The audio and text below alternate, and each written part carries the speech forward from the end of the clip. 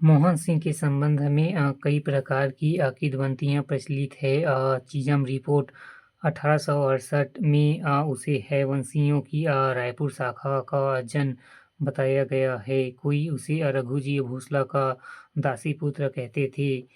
वास्तविकता यह परिलक्षित होती है कि राज सिंह की इच्छा अनुसार मोहन सिंह रतनपुर की राजगद्दी पर नहीं बैठ सका, क्योंकि वह राज सिंह की मृत्यु के समय उपस्थित नहीं था। परिणाम यह हुआ कि राज सिंह के विवश होकर मृत्यु के समय भाई सिरदार सिंह को अपना उत्तराधिकारी नियुक्त कर दिया।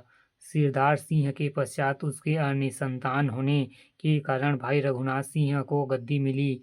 भास्कर पंत के चढ़ाई के समय मोहन सिंह फिर भी गैर हाजिर था, जिससे उसके संबंध में कोई विचार ही नहीं हो सका।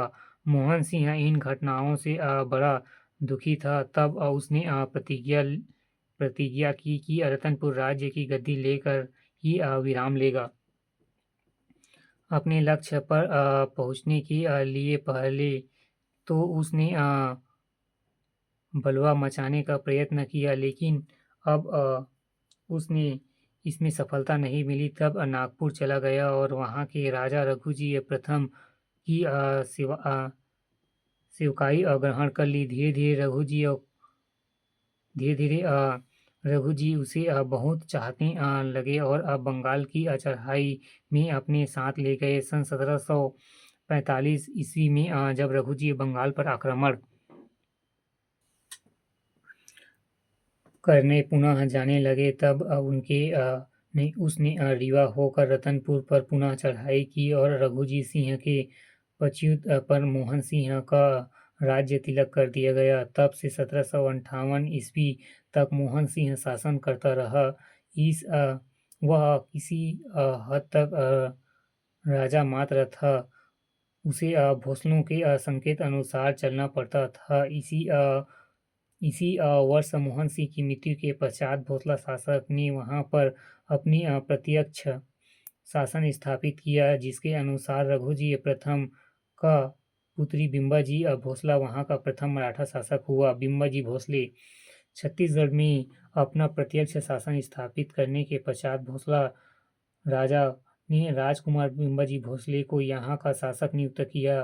बिम्बाजी ने रतनपुर के प्राचीन महल में प्रवेश कर छत्तीसगढ़ के शासन की बागडोर संभाल ली। यही वह नागपुर राजा के सहायक के रूप में यहाँ शासन के लिए नियुक्त किया गया था। तथापि उसने परिस्थितियों का लाभ उठाकर अपने को यहाँ का स्वतंत्र शासक बना लिया।